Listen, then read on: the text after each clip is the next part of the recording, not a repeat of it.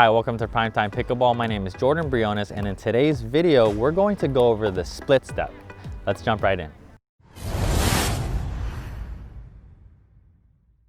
All right, so before we get started, if you're not subscribed to this channel, go ahead and hit that subscribe button and hit that bell icon so that you could be notified every time we release a new video. That really helps us out and we really appreciate it.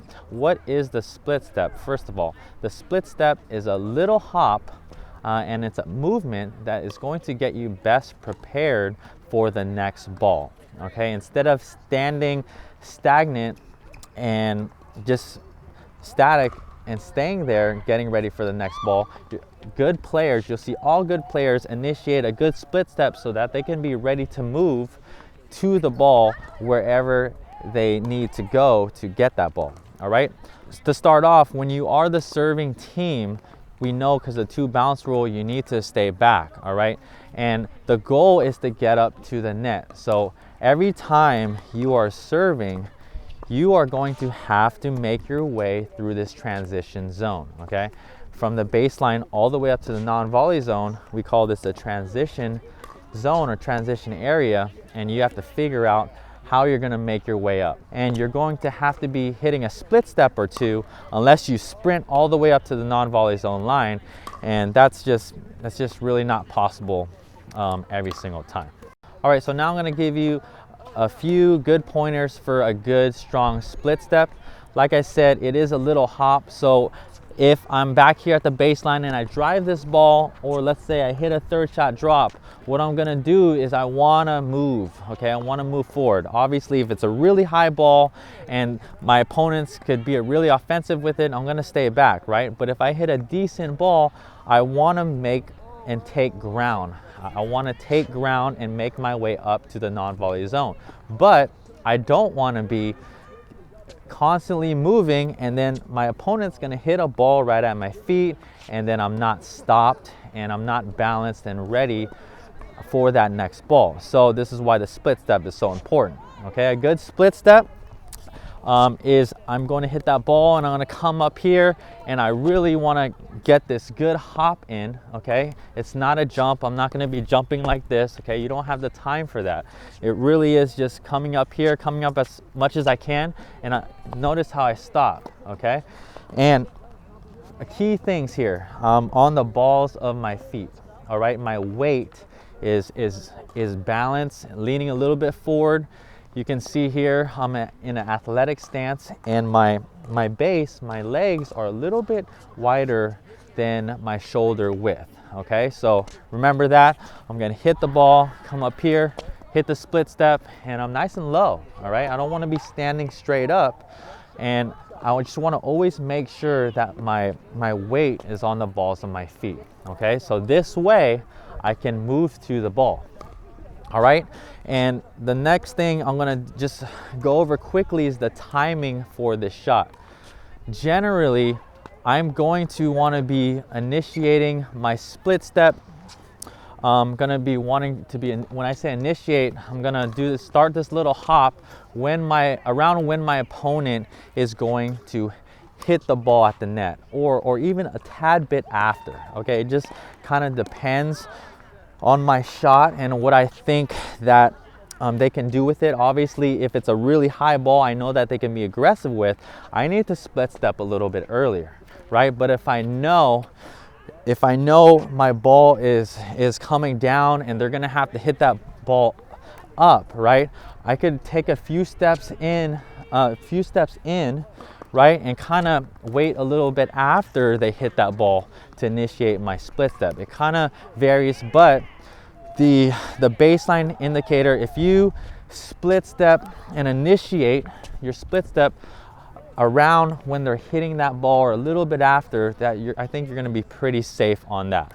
All right, so what we're going to do here just to show you is I have my wife Katrina here, and this is just a good drill. This is called a transition drill. All right, yes, this is we're cutting out, basically we're cutting out the serving and returning here. She's gonna feed me the ball like it's a return, okay, and then I'm going to hit my third and I'm gonna come up. You're gonna see me come up as far as I can, initiate the split step so that I can be ready for the ball and move in the direction where I need to go. All right, so Katrina is going to put as much pressure on me as she can. So whether I hit a good ball or bad ball, she's gonna try to really put pressure on me and try to win the point, okay? This is something you can go out and do with a partner. She's gonna feed a good ball, a good, nice, deep ball on the return, and depending on what I do with that, I'm gonna try to come up as much as I can. You're gonna see me hit a split step, and then I'm going to try to hit a neutral ball so that I can get all the way up to the net again. A lot of the times, like in a real match, in a real game, she's feeding some realistic returns. So yeah, keep doing that, feed some hard returns. And like you saw right there, my third shot was pretty high. You know, I'm trying to give myself margins, and that's gonna happen. So the decision for me is to just hang back, hit another third, or if I think I can handle that ball, I'm gonna go in, split step, get ready, try to hit another neutral ball, and then I'm making my way through this transition zone. All right, so now that you saw that with a third shot drop, like I said in the beginning of the video, every time you are transitioning through the transition area, you are constantly making the decision to get up as much as you can and then hit that split step. So I'm gonna even show you with some third shot drives, how I do that, okay? Here we go.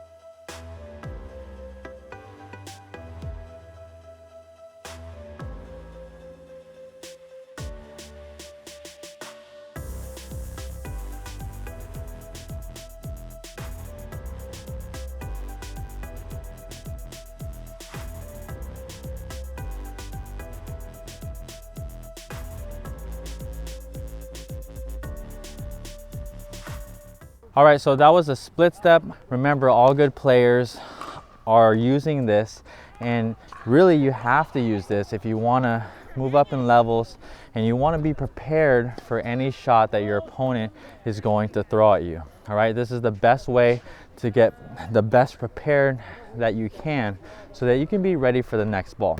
Hopefully this video helps you, and we are glad you joined us today, and we'll see you in the next one.